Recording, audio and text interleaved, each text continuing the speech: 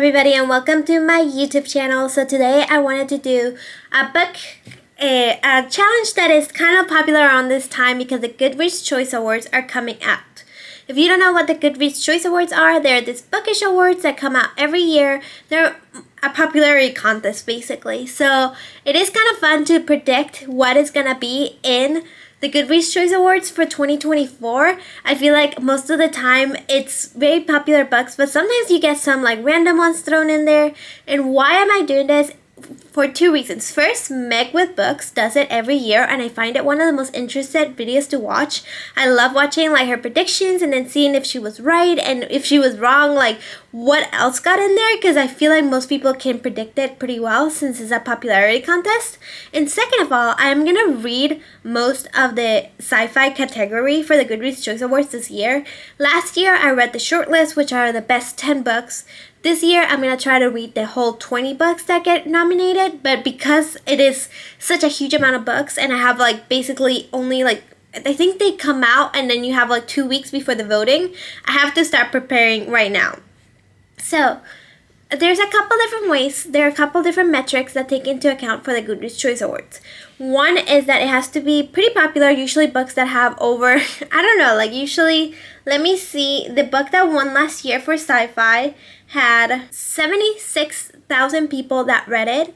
So usually you need at least 10,000 people read your book and reviewed it on Goodreads, because those are the people that are going to vote for your book.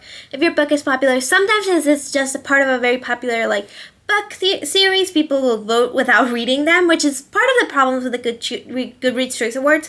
People can vote without actually reading the book, which is a big point of contention with people that follow these awards, even though very few people actually care, is that you can vote without actually reading the book. So you don't know if people are lying, people are just going for the most popular one.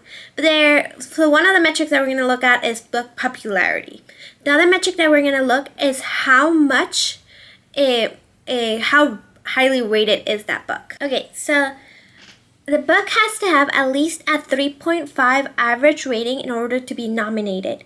And this is important because a lot of the books that we're going to see actually have a lower rating than that. So that kind of like immediately disqualifies them. And they also have to be released between November of last year and November of this year. So if the book is being released in December of this year, it is not going to be qualified because it's too late for people to actually read the book. And again, because you want people to actually read the book in order to vote, books that are published at the beginning of this year or near the end of last year have the greatest chance of being nominated, just because a lot of people actually read the book. Additionally, if the author is extremely popular, you get a lot of people just voting randomly because they like the author and they know that the book is going to be probably good because it's an author they already like, even though they didn't read the book. And again, it's one of those situations where there's only so many books you want to read. Everybody wants to participate. A lot of the time, I only read like 1 or 2 books in an entire category. So I vote for the one I read because it's impossible for everybody to be reading 20 books in each category every year in order to just vote. It is a popularity contest. At the end of the day, the people that have the most popular book are obviously going to win. So yeah. So based on these metrics, I have developed a way I'm going to go about this. So first, we're going to look at really popular sci-fi authors and whether or not they came out with a book this year. I have a list of 10 authors, I'm going to put it right here, that I think are very likely, if they have a book that came out in 2024, to be nominated. The list is Andy Weir, famously of The Martian and another book that I just forgot, Hail Mary fame. Martha Wells, she has an entire series of short story books. Becky Chambers, she also has a very famous short story books, but she also has some long form content. Andrew Tarkovsky, I don't know how to pronounce his name. He has a lot of series. He's a very prolific author. Asa Barnes, she usually comes out with like a horror book every year. Blake Crouch, he kind of toggles that line into like a thriller and an author and sci-fi, and is very popular. James S.A. Corey, they have like the Expanse series that has a lot of books. John Mars, he has a lot of books that are very thriller forward and a lot of people pick up, and they're also very good. And Leckie, she has a couple different series that are very good. And Brandon Sanderson, he's more of a fantasy author, but he's so popular that whenever he does release something in the sci-fi category, like Skyward, it wins. So first, let's go. So those are the authors that I think are more likely to be nominated. So let's go to my Goodreads, and first what we're gonna do is look at previous sci-fi winners just to see like what is out there, what usually wins. So this last year, Andy Weir, which is one of my prolific authors on this list, won with the book Hail Mary. He absolutely deserved this win. This was the best book that year. But then what other books out there? So we have a Kazi Ishiguro book, Clara and the Sun. He's pretty popular. Then we have a Star Wars book. That is kind of like an issue. You have a lot of comic book books that are very like they're read a lot. They might sneak into this list, and it's something that I'm not usually thinking about. The Echo Wife, I bet that's more like a sci-fi thriller. Martha Wells' Fugitive Telemetry. This is part of the Murderbot Diaries, which is a series that is hugely popular by Martha Wells, and a book comes out every year or so. So if she has one this year, it's more likely to be nominated. Another important one here, I see Becky Chambers, which is this Psalm of the Wild Built, which is part of her series. Also one of the authors that I had on my list. Then we see Andriy Takojevsky. I don't know how to pronounce his name, but yeah, he also it's on my list of very prolific authors. So yeah, so that's what 2021 comes out, and obviously Andy Weir won. He truly deserved it. Then we see a couple different things. Other things to note here, I am seeing the list and I see a lot of things that are more like thriller forward. I didn't read this book, but it looks like Consonance was very thriller forward, as well as The Echo Wife, and yeah, those are mostly what I'm noticing from 2021. Then if we go to 2022, The Sea of Tranquility won. I've actually not read that book at all, and now I'm very interested in reading it. But another thing I see is Nona the Ninth. That is a book that is part of a series, and this is probably like very deep into the series. So yeah, book 3. So usually you'll see that a lot. You'll see books that are like the 7th in series or something. The 9th for The Expanse. Blake Crouch is also up there. He comes out with a book every couple of years, and they're always nominated. They're usually very good. So yeah, so that's mostly what I'm seeing. A couple sci-fi horror. That's a category that we have to keep an eye out because sometimes I forget about it. So Leech was a sci-fi horror that was terrifying. I don't like sci-fi horror a lot, but yeah, so that's up in that list. And then for 2023, so now we're seeing this list. So who won? It was The Lives of Puppets.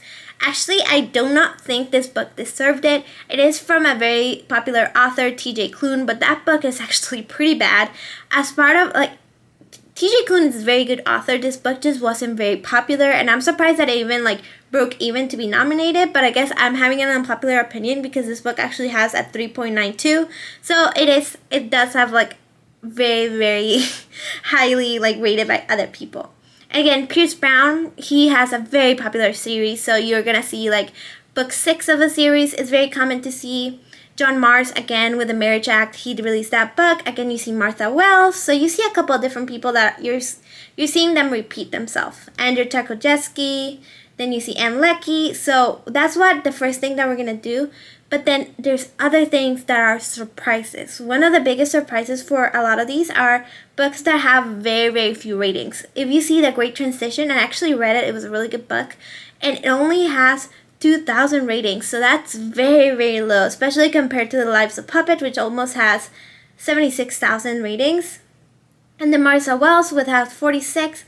So you'll see a couple of these very much more literary sci-fi that get into the list that they deserve it, but it's very unlikely for them to win, and it's more just to get them out there and more people read it. So yeah, my favorite one on this list was The Ferryman, with 33,000 ratings, and let's see, a 3.92 average rating, so very high average rating. Okay, so in order to develop my list of what it's gonna be, first we're gonna look up some of these authors. So I know Andy Weir didn't release anything this year, but just look at it in case. So yeah, he did not release anything this year. How about Martha Wells? No Martha Wells this year, so let's see Becky Chambers. No Becky Chambers. So right now we see how it starts opening up because you have a lot of popular authors that don't have a book this year. But I know that Andrew Tarnowski has 2 books that came out this year. Let's see. So yeah, the first book that we're going to add to this list is Service Model by Andrew Tarnowski. I'm sorry, I was calling him Andrew. So his name is Andrew. So when it comes to this book, I didn't really love it. I already started reading it. I actually DNF'd it earlier this year before I even thought about this experiment. It is about this robot who actually murders his employer, and he is kind of like a service robot. He's only made to serve, and when he murders his boss, he immediately goes and like hands himself into the police and calls the police to hand himself in. But because this is a kind of dystopian world, the police is like super busy and like they don't have time to come and get him, and they ask him like, is this urgent, is the person need immediate medical care? And he's like, no, he's already dead. And then he's like, okay, then you're pushed back to the end of the line. So every day he keeps trying to hang himself in for this crime he committed, but nobody will take him seriously, and now he's kind of like stuck in a loop. And it's really, really fun. That concept is incredibly fun. What really lost me is that this book is so long. I feel like if it was just like the concept and nothing else, it would have been a slam dunk for me. But because it's a concept that just keeps going and going and going, and part 2 and 3 of this book kind of like lost me. I do want to finish it by the end of the year because I do think it's important for me to have like a well-rounded reading year, but I didn't love it at the time and I wasn't really getting into it. So yeah, so that is one of them. Okay, sorry, I had to go and change the light because it actually died on me. So yeah, so Andrew Tarnowski's The Service Model is the first book that I'm going to put on my list. But I did see that he probably released another book that might be eligible, so let me just look for it. So yeah, he released Alien Clay, published in 2024. But that's not the one I was talking about. Wow, he released a lot of books. So yeah, so because having multiple nominations in a category is pretty unusual, we're gonna leave it at just one. For Service Model is gonna be on the list. I kind of already know it. Okay, so the next book that I do think is gonna be on this list is Ghost Station by S.A. Barnes. So S.A. Barnes is another one of those authors that is always on the list. The book that got nominated from her last time was, let's see, Dead Silence. So she's very well known for sci-fi horror, and the one that came out this year that I have not read yet is Ghost Station. So it came out and published in 2024. It has 6,000 ratings, which is pretty low for other categories, but for sci-fi it still should be good enough for eligibility. The average rating is also good enough barely for eligibility. It's 3.56. So it is one of those things that where like sci-fi horror is not very well liked with a lot of people. It's more like high sci-fi or dystopian or thriller sci-fi, but I guess we want to put it on the list because I do think that she's been on the list before, so I think it might happen. So this book is about a crew that must try to survive on an ancient abandoned planet in the latest space horror novel by S.A. Barnes, acclaimed author of Dead Silence. So let's put her on the list. So the next author that we want to look up is Blake Crouch, which I don't believe he came out with anything new this year, but let's just look it up just to make sure. So no new books by Blake Crouch, so I think we're safe to say that no books are going to be by him. So now this is a big one. I do know that James S.A. Corey came out with a new sci-fi series, and it is the first book in a new series. So that means that more people are even likely to pick it up, because if a lot of people are very unlikely to pick a book up that's like nice in the series if it just came out. I know that I'm not likely to do that. I'm not doing that to myself.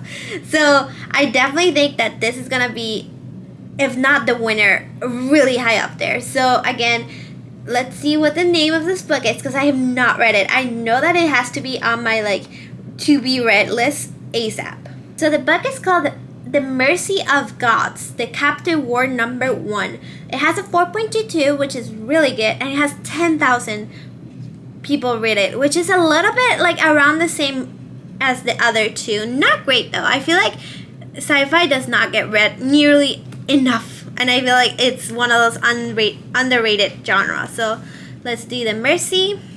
So the synopsis says, How humanity came to the planet called Angelus is lost in the fog of history, but that history is about to end. The Karniks, part of Empire, part Hive, have waged wars of conquest for centuries, destroying or enslaving species across the galaxy. Now they're facing a great and deathly enemy. The key of survival may rest with the humans of Angene. Caught up in the academic intrigue and affairs of their heart, the Dyfed Alclord is pleased just to be an assistant to a brilliant scientist and his celebrated research team. The Canrix sheep decimated the human population and taking the best and brightest of Angene society, a way to serve on the Carnish homeworld, and Daphne is swept along with them. They're dropped in the middle of a struggle they barely understand, set in the competition against the other captive species with extinction as the price of failure. Ooh, a competition! I love a competition. Only Dyfed and a handful of his companions see past the Darwinian contest to the deeper game that they must play to survive. Ooh, this is giving like Elder's Game a lot, like very, very similar. Learning to understand and manipulate the Karniks themselves. With the noble but suicidal human rebellion on a hand and strange murderous enemies on the other, the team pays a terrible price to become the trusted servants of the new rulers. I do not know how to pronounce the name. I'm saying David? It's kind of like David. Alcor is a simple man swept up in the events that are beyond his control and more vast than his imagination. He will become the champion of humanity, and his betrayal the most hated man in history and the guardian of his people. Okay, very interesting. I did not know what this book was about. I just heard a lot of hype about it. So, The Mercy of God is number 3 on our list. Okay, so we're running low on our possible candidates. John Mars. Let's see what he's been up to this year. Okay, it seems like he released 2 books this year. One is called The Family Experiment, and it is classified as thriller, science fiction, and so it has 14,000 ratings, below 20,000, which is okay, and then a 4.13 average rating. I did see another book by him, so let's go see that other book. So then The Stranger in Her House. This doesn't have a sci-fi cover, so it might not be sci-fi. Okay, so it is not sci-fi, so it might be just like a normal thriller by the same author. So I think if we're gonna have a one published this year, it's gonna be this one, The Family Experiment. I'm very excited. So, from the acclaimed author of The One and Mary Jack, The Family Experiment is a dark and brilliant speculative thriller about families, real and virtual. So, let me just read a little bit about it. So, it says the world population is soaring, creating overcrowded cities and an economic crisis. And in the UK, the breaking point has arrived. A growing number of people can no longer afford to start families, let alone raise them. But for those desperate to experience parenthood, there is an alternative. For a monthly subscription fee, clients can create a virtual child from scratch who they can access via Metaverse and the VR headset. Ooh. To launch this new initiative, the company behind Virtual Children has created a reality TV show called The Substitute. It will follow 10 couples as they raise the virtual child from birth to the age of 18, but in the condensed 9-month period. The price, the right to keep their virtual child or risk it all for the chance of a real baby. Oh my god, I love that. And if you know anything about John Mars, I have not read this book, but I have read most of the other ones from him, is that he loves connecting the universe. Like, I think The One and the Marriage Act all happen in the same kind of sort of loosely universe of just like what happens when you like sci-fi, when technology goes too far in virtual reality and the government gets involved with like science and they take it too far. And I love it. I'm so excited to read this book. So this is called The Family Experiment. So I'm gonna add it to the list. This is definitely gonna be nominated. I think it just looks very good, and then it also has a very high average rating. Last but not least, let's see what Anne Leckie have been up to. She released an entirely new series last year, so I don't think she's gonna have anything this year yet. Oh, no, never mind. She does have something new, published in 2024. Oh, it's a collection of short fiction. I don't think this is gonna be nominated. It has 175 reviews, only 80. I'm sorry, I cannot even pronounce this number. 32 people have read it. Came out in April. Oof, that is rough. has a 4.0 average rating, but I think it's just like short stories, especially like a collection of short stories people already probably read in other forms. I don't think it's gonna fly. I'm sorry, Leckie.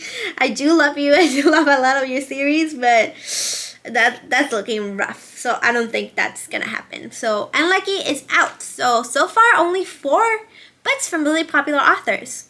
So now I want to look at a couple of different lists that came out this year about books that got released, and I already have a couple in mind that are definitely gonna be part of this list.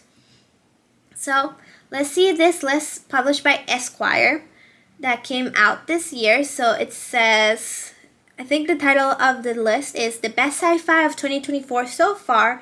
It got published in August 2024, so it's probably just going to be like the first half of the year, but August is like till the 8th, so probably we're just missing about 2 months of books, which is pretty good for me. And I already see a book that is definitely going to be nominated, so I'm going to skip through it, and it's The Ministry of Time. So I want to look at The Ministry of Time in Goodreads. Okay, yeah. So The Ministry of Time is blowing away every single one of these books when it comes to average rating, like a number of ratings. 60,000. That's almost double as all the other ones that we've seen so far, if not even more. Like, it's probably like 6 times more than most of these other books that only have 10,000 ratings. So it's definitely gonna be there. The average rating is scraping by with a 3.62, but I think that happens when you're not a popular author and you'll start getting like a ton of ratings because people rate it all over the place. I myself rated this book a 2-star, maybe even a 3-star. It's not showing up as me rating this book, so I might have to go back and look at my Goodreads to see what happened, because I definitely read this book already. So this book is about a person that is part of this time traveling experiment in the United Kingdom where they're bringing people from the past. So instead of trying to bring somebody forward into the future when they find this time machine, they start bringing people from the past into the future just to test like what would that do to a human mind and whether or not people can like sustain that amount of like the hardship of just like getting into a new world and getting like all their life behind them and they can't go back. So because of that, this person is keeping a diary of what happens, and she's going to be the one in charge of one of the historical figures that comes from the past. Again, this book is fine. It's not worth the hype. I'm sorry, but no. I realize a lot of people love this book, but I just don't get it. It was boring. It was barely sci-fi in the way that it's loosely sci-fi, but I think a lot of people like that about books, especially if they're not sci-fi readers. It's written in a very literally. It's written very beautifully. So I get why a lot of people like this book. It's just I was expecting a lot of fun from this concept when it was really not fun at all. It started very fun because you have a fish out of water story, but then it became very depressing because you're stuck in this one person's mind this entire book, and she's very depressed. So you yourself feel depressed and you feel like you don't want to read this book. I don't want to read this book. I barely made it through it. So no, I do not agree with it, but people love it. So The Ministry of Time is going on my list. And I was so hyped for this book. I was so excited for it. I heard so many good things about it, and then it was such a disappointment. But actually, right now, The Ministry of Time is probably my pick to be the winner just because it has so many ratings. So yeah, so The Ministry of Time. So let's see what this other book is that they will recommend. In Universe by Emmett North. Okay.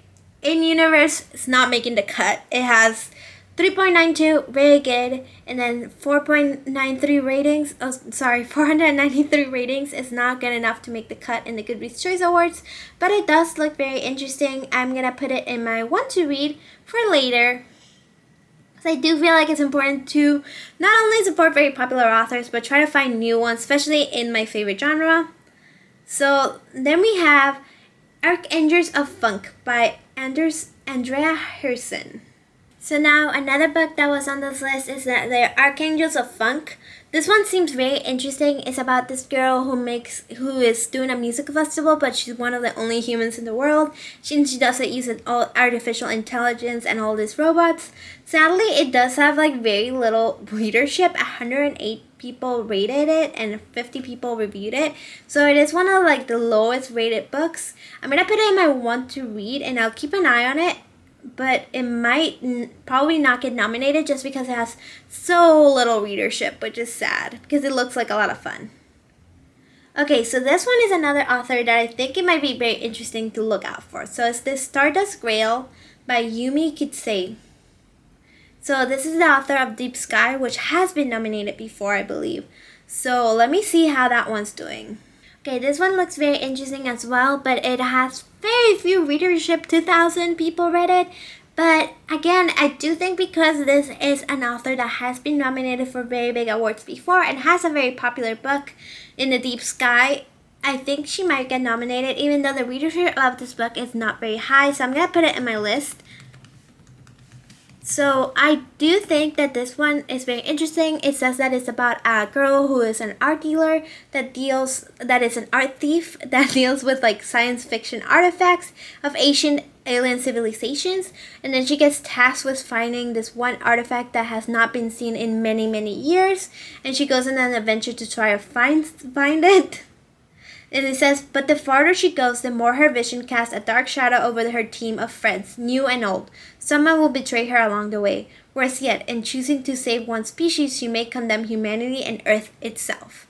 So it looks like it's also going to be like very, very high action and have a lot of betrayals and be in space and like kind of like a MacGuffin type of story. But hopefully it's very good, even though sometimes I find those to be very annoying.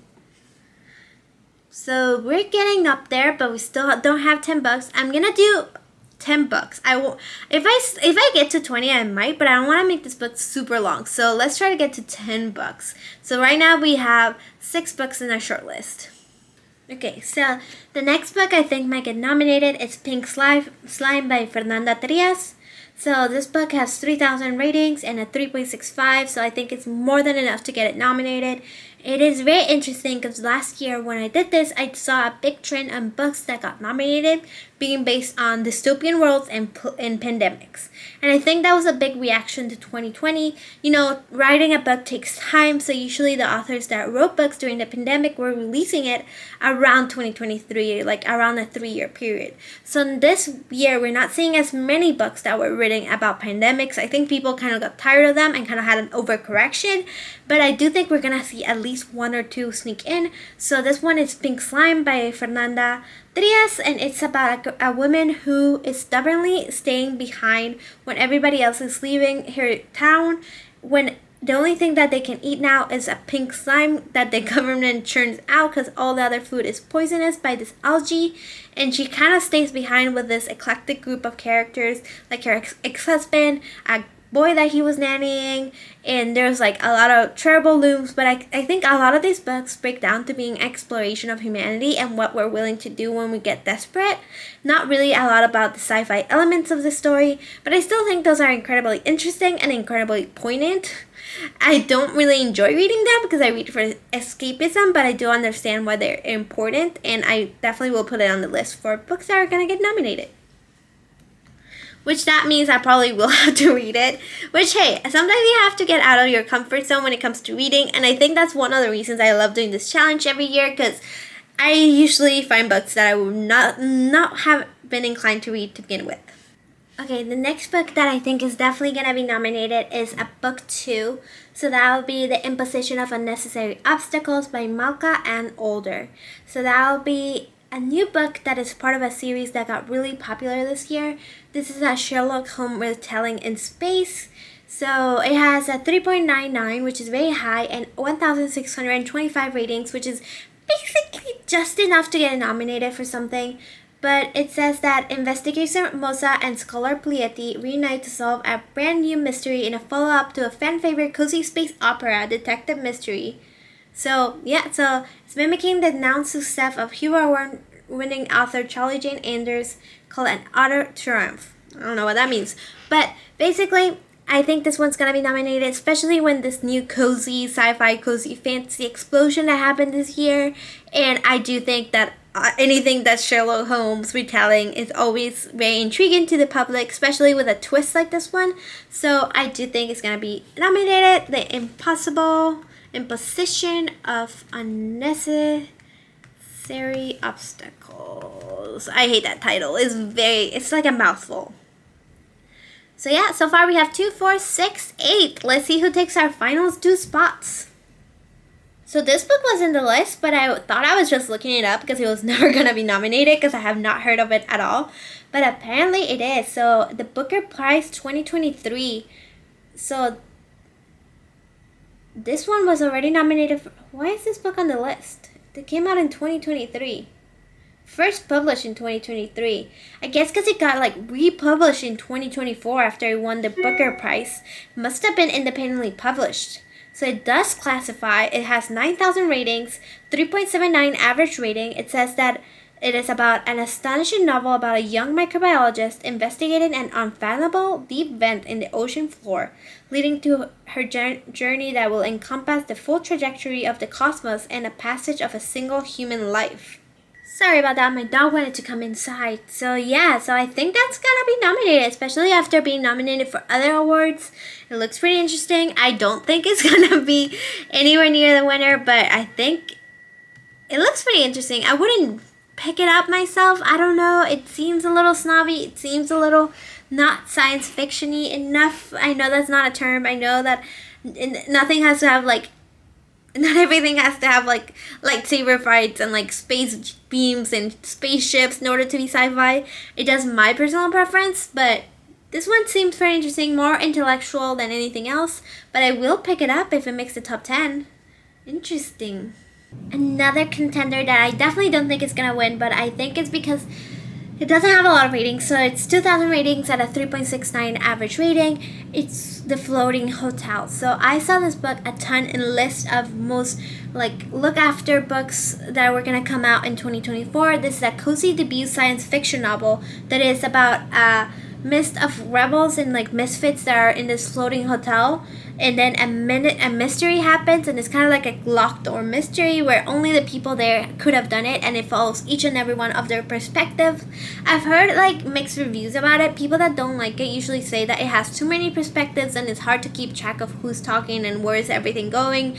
And I can totally agree with that. Books that are like that tend to be very confusing for me as well, but I do enjoy multiple perspectives when it comes to a mystery. I think it's not going to win, but I think it's going to be on the finalist list. Okay, so I looked through a lot of other lists while you guys were out, and I didn't find anything else that sounded interesting. So I think this is going to be our top 10.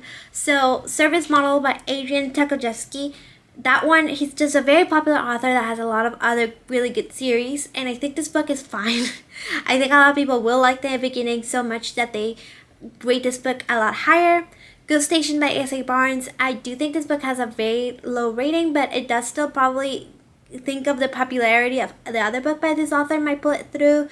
And I think science fiction horror, movies like The Predator have a very big audience that is very, very love them and will read them religiously. The Mercy of Gods. I forgot why I picked this one. It must have been just by a very popular author that came out this year. The Family Experiment.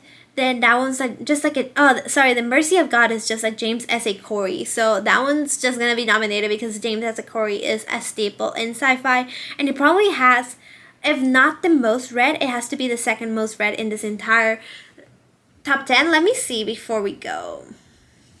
Yeah, The Mercy of God, it has 10,000 ratings, which is nowhere near The Ministry of Time. But I think it's still probably going to be very well read and very well liked, especially being the first in a series of a very popular author. The Family Experiment, I think John Mars only puts out bangers, so I think this one should still be pretty high up there. The Ministry of Time is my clear winner. If I have to decide the top 10 right now, it'll be The Ministry of Time wins, followed by Mercy of God, followed by The Family Experiments. That is probably going to be my top 3 right there. The Stardust Grail is kind of just we're getting at the other ones that might be there, but it's probably not gonna win. So the Stardust Chunk, then Pink Slime to fill out that dystopian pandemic kind of thing that's there. The Imposition of Unnecessary Obstacles and The Floating Hotel are there to be kind of the cozy sci-fi rep. And then In Ascension and Those Beyond the Walls are just books that might be there just because we always have a couple of books that are from very unknown authors, or just authors that are in their first or second book. So yeah, that is my top 10 list. I'm very excited to see when it comes out. And when it comes out, I am going to make a reaction to see how many of the top 20 I got correct. I'm expecting to get 100 out of 100, honestly. Just because sci-fi is one of those where you don't have a ton of new authors coming out all the time. And you do have a very much like a field that's pretty stable. And that's kind of to the detriment of sci-fi as a genre in general. But it also makes this a little bit easier than other categories such as like thrillers and fantasies where you're having like breakout stars every single year. So yeah, that is my list. I hope you enjoyed this experiment and I hope you join me when I do the reveal of the actual top 20 pretty soon. I think they come out in November. So look forward to seeing that. Bye!